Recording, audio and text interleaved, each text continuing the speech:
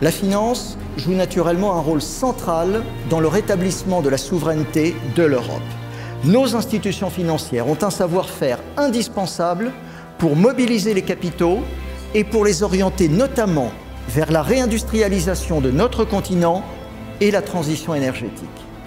Seule une Europe unie nous permettra d'exister face aux exigences géopolitiques des grandes puissances et face aux exigences économiques des grandes entreprises, notamment américaines et asiatiques. Quasiment toutes les grandes banques internationales qui avaient des activités de marché importantes ont choisi Paris pour transférer leurs traders et leur staff.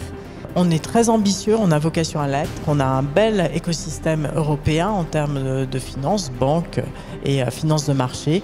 Il faut qu'on ait l'ensemble des outils, et notamment la compensation centrale, dans un contexte de remontée de taux d'intérêt. Le fait que nous soyons en Europe complètement dépendants d'une seule chambre de compensation à Londres, qui n'est pas sous réglementation européenne, est un vrai problème. On a eu tendance à rajouter des contrôles les uns sur les autres pour être ceinture, bretelle, parachute. Lorsqu'il s'agit de retirer un contrôle, c'est différent. Il y a beaucoup moins de monde et les circuits de validation sont extrêmement longs. Souvent parce qu'on a peur d'un effet domino et de retirer une brique essentielle. Mais parce que l'événement géopolitique de 2024, c'est malheureusement pas la guerre en Ukraine, c'est pas la crise en Israël, c'est pas Taïwan, c'est l'élection américaine.